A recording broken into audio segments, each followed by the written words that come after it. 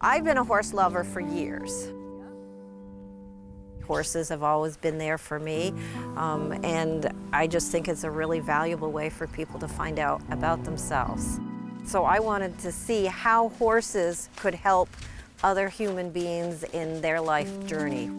Veterans really seem to make a connection with the horse. I'm here with Homeward Bound Adirondacks, and we're doing a retreat here today for veterans and their families, including their children. Sergeant Chris Pazer. I was with the New York State Army National Guard, and I served active duty with the Army. I served my combat tour in Balad, Iraq. Veterans feel like only veterans understand what it feels like to be in their shoes. So a lot of times there is a divide even with the closest family members. They feel like they can't communicate with their loved ones. They feel like the children don't understand them. The family feels like somebody different came home. That's not the same person that went away before they served overseas. It's hard for the veteran to come back and try to get in with his family. And while he's trying to do that, he's trying to fit back into the civilian world. Everybody wants to support the veterans, but it's a little rough. No matter what people say, you're not the same when you come back. So now you're trying to fit in with your family and figure out what you've missed in the last year. And then you're trying to fit into the civilian world, and they don't understand the way you are. I don't know if veterans ever actually convert back to civilians. Well, we don't have a clue, civilian. We don't have a clue what it's like to have lived that military life, and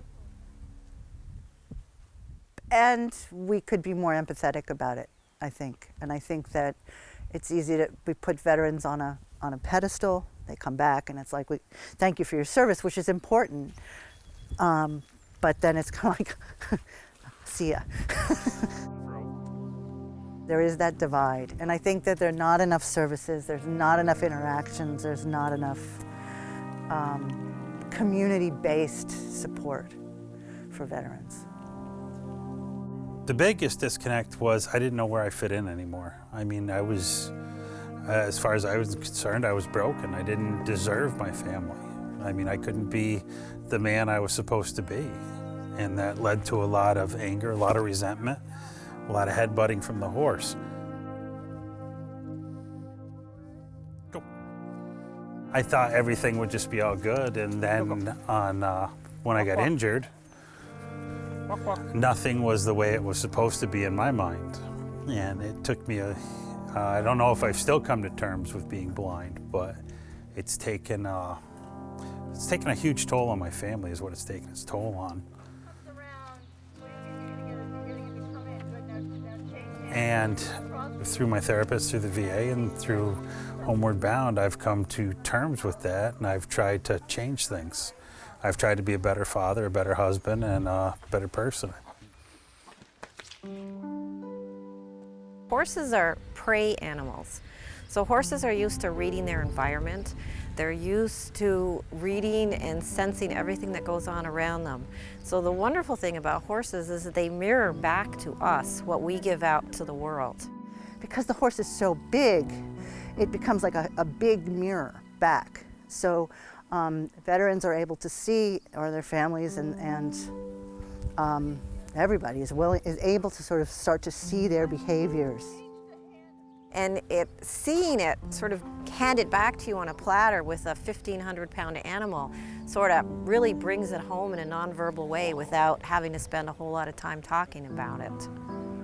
A lot of times we see the veterans say that the horse understands them.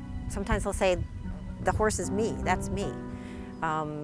He's non-judgmental, he's not asking for anything, he's surveying his environment, he's always on alert. But there's a presence and a powerfulness in horses that veterans just really seem to connect with.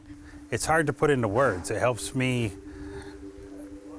see what I'm doing wrong in life. It helps to be able to control an animal that weighs this much and to have him become, I don't want to say become one with you, but to be willing to follow you is unbelievable.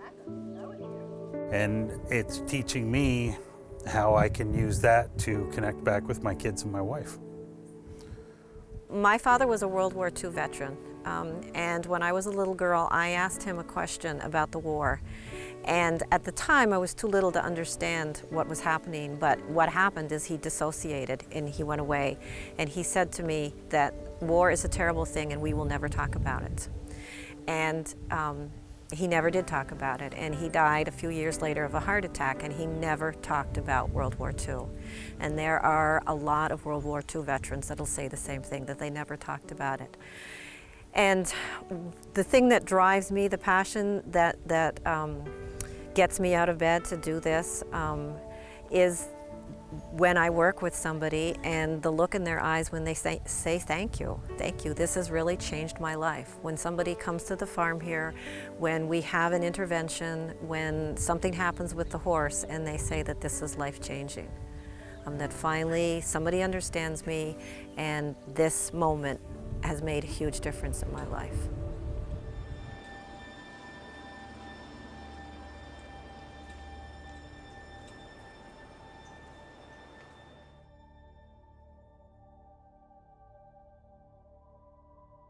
Veterans Coming Home on Mountain Lake Journal is made possible in part by Twin State Technologies.